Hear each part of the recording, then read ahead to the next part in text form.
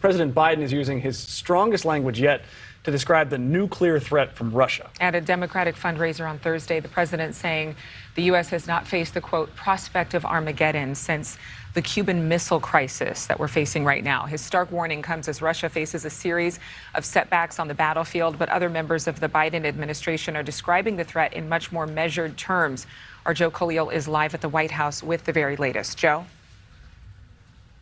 Yeah, Adrienne, and the president, as you mentioned, they're not mincing words at all. He raised the possibility that Vladimir Putin actually use a nuclear weapon in Ukraine in probably the most stark terms that we have heard yet from the president since the beginning of this conflict. Speaking to a group of supporters at a fundraiser in New York, he said the possibility that he actually goes nuclear is real and said, in his words, it would be a, quote, Armageddon type situation. Let's put up the transcript. Here's what President Biden actually said in his own words. He says Putin is not joking when he talks about the potential use of a tactical nuclear weapon or biological or chemical weapons because his military is, you might say, significantly underperforming. The president went on, we have not faced the prospect of Armageddon since Kennedy and the Cuban Missile Crisis. We're trying to figure out what is Putin's off-ramp. Now, it's not clear if President Biden is referencing any new intelligence because earlier in the week, his administration was a bit less stark about the possibility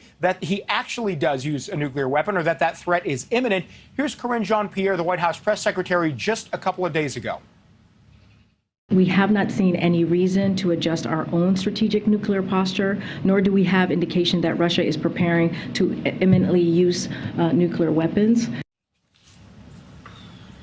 Now, just last week, Vladimir Putin made an address to the Russian population where he referenced using a nuclear weapon, saying he'll defend Russian territory by any means necessary. And we also had that sham Russian vote where essentially 4 regions of Ukraine Vladimir Putin now claims are Russian territory, and there is fighting going on in those places. So all of those things raise the threat. And clearly, President Biden and the White House, as you just heard from the president's own words, taking those threats very seriously.